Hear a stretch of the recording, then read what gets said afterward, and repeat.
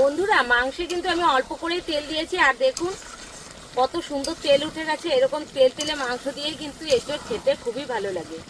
এখন ভেজে রাখা এঁচড়গুলো দিয়ে দেব।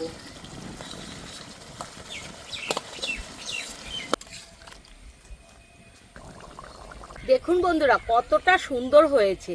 আপনারা এইভাবে ছোটোখাটো অনুষ্ঠান হলে বাড়িতে ঘরোয়াভাবে এইভাবে মুরগির মাংস দিয়ে এঁচড় রান্না করে দেখতে পারেন। খেতে কিন্তু দুর্দান্ত স্বাদের হয়। একবার হলো বাড়িতে ট্রাই করে দেখবেন, খুব সুন্দর হয়, খুব সুন্দর।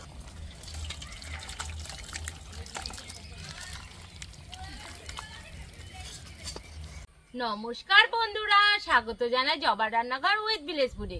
বন্ধুরা আজকে মুরগির মাংস এঁচড় দিয়ে ইউনিকভাবে বানিয়ে দেখাবো। ভিডিওটি সম্পূর্ণ দেখবেন, ভালো লাগলে লাইক কমেন্ট শেয়ার করে দেবেন, ফলো এবং সাবস্ক্রাইব করতে ভুলবেন না কিন্তু। কড়াই বসিয়ে দিয়েছি, কড়াই গরম হয়ে গেছে, এবার দিয়ে দেবো তেল। তেলটা একটু বেশি দেব। তেল গরম হয়ে গেছে, এবার আমি আলুগুলো ভেজে নেব। দিয়ে দেবো আলু। আর এত হাওয়ার জন্য তেলটা মানে ভালো করে গরমও হতে পারছে না, এত হাওয়া বন্ধুরা।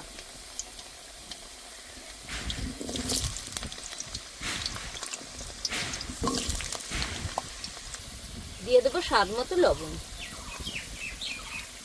অল্প একটু হলুদ গুঁড়ো। এতে করে আলুর রংটা খুব সুন্দর আসছে। এই দেখুন হলুদটা ভাজার সময় দিলে কিন্তু কালারটা খুব সুন্দর আসে। আলুগুলো ভালো করে ভেজে নিয়েছি, এবার তুলে নেব। অনেকটাই কিন্তু গলে গেছে।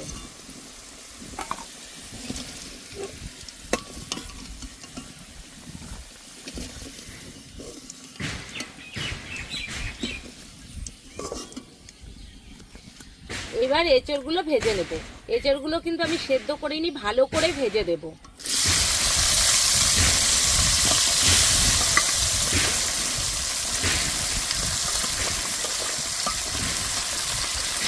একবারেই ভেজে নিচ্ছি।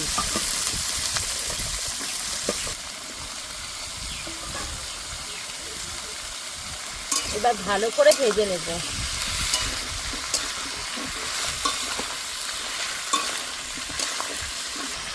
দিয়ে দেবো স্বাদ মতো লবণ। লবণটা একটু বেশি দিচ্ছি, এতে করে এঁচড়ের ভেতরে কিন্তু লবণটা ঢুকেও যাবে আর খেতেও কিন্তু ভালো লাগবে। আর দিয়ে দেবো হলুদ গুঁড়ো। এবার ভালো করে ভেজে নেব।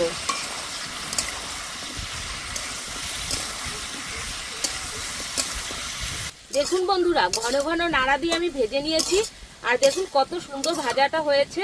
আর যদি কম কম নাড়া দেন তাহলে কিন্তু সবগুলো এঁচড় একসাথে ভালো ভাজা হবে না। আপনারা এরকম ঘন ঘন করে নাড়া দেবেন, তাহলে কিন্তু এঁচড়গুলো খুব সুন্দরভাবে ভাজাটা হবে। এবার আমি নামিয়ে নেব। ভাজা কিন্তু হয়ে গেছে, এঁচড় কিন্তু সেদ্ধই হয়ে গেছে। এই দেখুন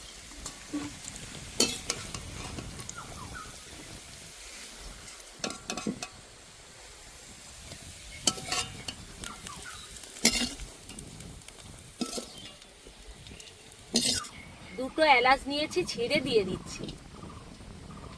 দিয়ে দেবো গোটা শুকনো লঙ্কা, গোটা জিরে। জিরে এলাচ শুকনো লঙ্কাটা ভালো করে ভেজে নিয়েছি, সুন্দর একটা গন্ধ বেরিয়ে গেছে। এখন দিয়ে দেবো থেতো করা রসুন, কুচি করা পেঁয়াজ,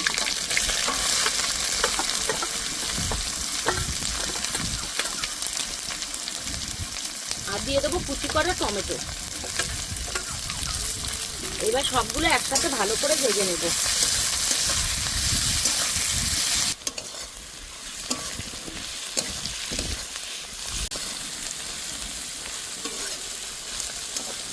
পেঁয়াজ ভালো করে ভেজে নিয়েছি, এবার দিয়ে দেবো কিছু মশলা। আদা বাটা, রসুন বাটা। আদা ও রসুন দিয়ে কিছুক্ষণ নেড়ে নেব। আদা রসুন দিয়ে কিছুক্ষণ নেড়ে নিয়েছি, এবার দিয়ে দেবো জিরে বাটা আর শুকনো লঙ্কা বাটা।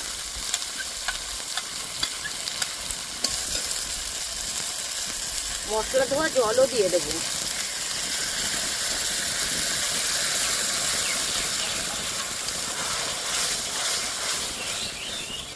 দিয়ে দেবো স্বাদ মতো লবণ।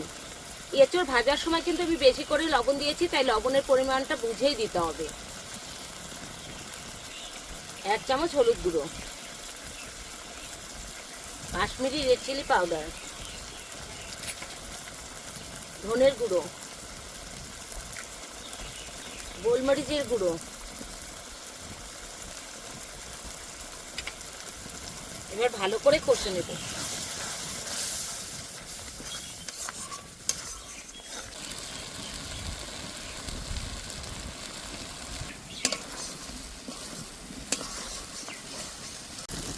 মশলার থেকে তেল ছাড়া শুরু হয়ে গেছে, এবার দিয়ে দেবো আমি মাংস।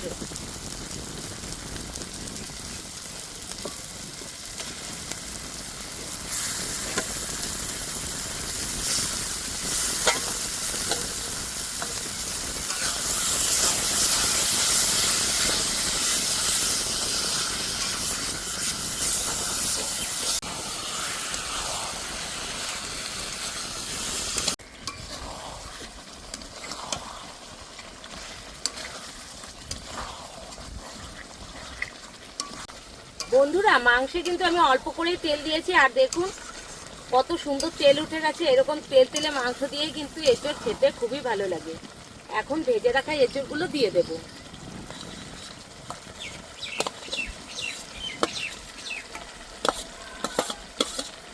আর এঁচোড় তো সেদ্ধই হয়ে গেছে পুরো, এত সুন্দর এঁচোড়টা। আবারও কিছুক্ষণ কষে নিচ্ছি। ভেজে রাখা আলুগুলো দিয়ে দেব। আর দেখুন বন্ধুরা, এত সুন্দর কষানো হয়েছে, এখনই কিন্তু খাওয়া যায়। এত সুন্দর কষানো হয়েছে, কালারটাও কত সুন্দর হয়েছে। খুব ভালো করে কষে নিয়েছি, দেখুন কত সুন্দর লাগছে। এবার দিয়ে দেব জল, গরম জল দিচ্ছি এখানে। খুব বেশি জল দেব না।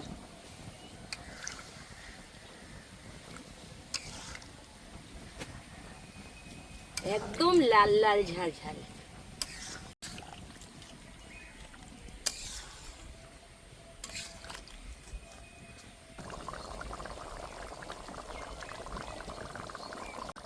বন্ধুরা, দিয়ে দেবো এবার বিরিয়ানি মশলা অল্প করে, আর দেব গরম মশলা বাটা।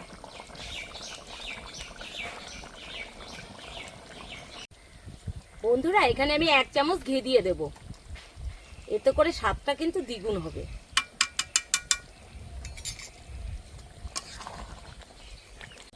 দেখুন বন্ধুরা, কতটা সুন্দর হয়েছে। আপনারা এইভাবে ছোটোখাটো অনুষ্ঠান হলে বাড়িতে ঘরোয়াভাবে এইভাবে মুরগির মাংস দিয়ে এঁচোড় রান্না করে দেখতে পারেন। খেতে কিন্তু দুর্দান্ত স্বাদের হয়। একবার হলো বাড়িতে ট্রাই করে দেখবেন, খুব সুন্দর হয়, খুব সুন্দর। আর দেখতেও কতটা সুন্দর হয়েছে দেখুন।